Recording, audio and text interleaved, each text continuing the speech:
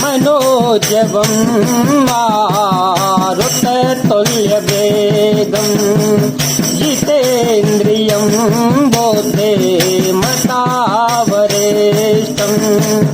वातात्मजं वानरयूथमुख्यं श्रीरामदूतं शरणं प्रपद्ये श्रीरामदूतं शरणं प्रपद्ये। अतुलित बलिधामं हेमशेलाभदेहं धनुजवन कृशानुज्ञानिनामग्रगण्यं सकलगुणनिधानं वानराणामधीशं रघुपति प्रिय भक्तं वातजातं नमामि। पवन तनय संकट हरन मंगल मूर्ति रूप राम लसन सीता सहित हृदय बसो सुर भूप तात स्वर्ग अपबरग सुख धरिय तुलायक अंग तूलन ताहि सकल मिले जो सुख लव सतसंग। हे तात, स्वर्ग और मोक्ष के सब सुखों को तराजू के एक पलड़े में रखा जावे तो भी वे सब मिलकर दूसरे पलड़े पर रखे हुए उस सुख के बराबर नहीं हो सकते जो लव क्षण मात्र सत्संग से होता है। प्रभु से नगर की जय सब काजा हृदय राखे कौशलपुर राजा गरल सुधारे पुकर मिताए गोपद सिंधु अनल शीतलाए गरुड़ सुमेरु रेणु समताहि गरुड़ सुमेरु रेणु समताहि राम कृपा कर चितवा जाहि अतिल घुरूप धरे ओ हनुमाना अतिल घुरूप धरे ओ हनुमाना बैठा नगर सो मेरे भगवाना। अयोध्यापुरी के राजा श्री रघुनाथ जी को हृदय में रखे हुए नगर में प्रवेश करके सब काम कीजिए, उसके लिए विश्वामित्र हो जाता है, शत्रु मित्रता करने लगते हैं और समुद्र गाय के खुर के बराबर हो जाता है, अग्नि में शीतलता आ जाती है और हे गरुण जी सुमेरु पर्वत उसके लिए रज के समान हो जाता है।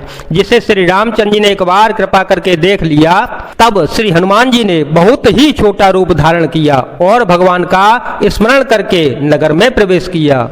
मंदिर मंदिर प्रति करे शोधा मंदिर मंदिर प्रति करे शोधा देखे जहाँ तहाँ अगणित जोधा गयो दशानन मंदिर माही गयो दशानन मंदिर माही अति विचित्र कहे जात सुनाए शयन किए देखा कपिते मंदिर महो न दिखे बैदे भवन एक पुण्य दीख सोहावा भवन एक पुण्य दीख सोहावा हर मंदिर तह भेन बनावा। उन्होंने एक एक महल प्रत्येक महल की खोज की, यहाँ तहाँ असंख्य योद्धा देखे फिर वे रावण के महल में गए। वह अत्यंत विचित्र था, जिसका वर्णन नहीं हो सकता। श्री हनुमान जी ने उस रावण को शयन किए देखा, परंतु महल में जानकी जी को नहीं देखा। फिर एक सुंदर महल दिखाई दिया, वहां उसमें भगवान का एक अलग ही मंदिर बना हुआ था। रामायोधयंकित ग्रह शोभावरने न जाए, नव तुलसी का वृंद देखी हरस कपिराए। वह महल श्री राम जी के आयुध धनुष बाण के चिन्हों से अंकित था। उसकी शोभा वर्णन नहीं की जा सकती। वहां नवीन नवीन तुलसी के वृक्ष समूहों को देखकर कपिराज श्री हनुमान जी हर्षित हो गए। लंका निश्चरनि करने वासा, लंका निश्चरनि करने वासा, यहाँ कहाँ सजन कर बासा, मन महो तरक कर कपिलागा, मन महो तरक कर कपिलागा, तेहि समय विभीषण जागा।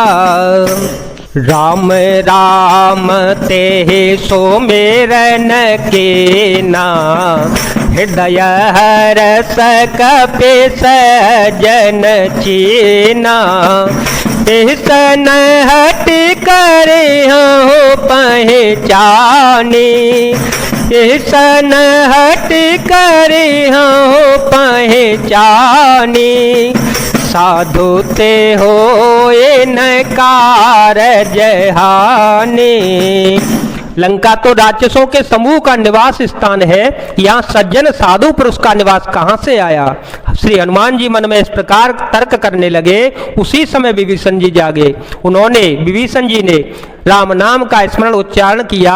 श्री हनुमान जी ने उन्हें सज्जन जाना और हृदय में हर्षित हो गए।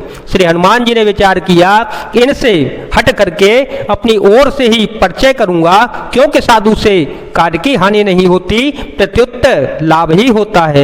विप्र रूप धरि वचन सुनाए, विप्र रूप धरि वचन सुनाए, सुनत विभीषण उठे तह आए, कर प्रणाम पूछी कुशलाई, कर प्रणाम पूछी कुशलाई, विप्र कहु निज कथा बुझाए, कि तुम हरिदास हम कोई, कि तुम हरिदास हम कोई, मोरे हृदय प्रीत अति होए, कि तुम राम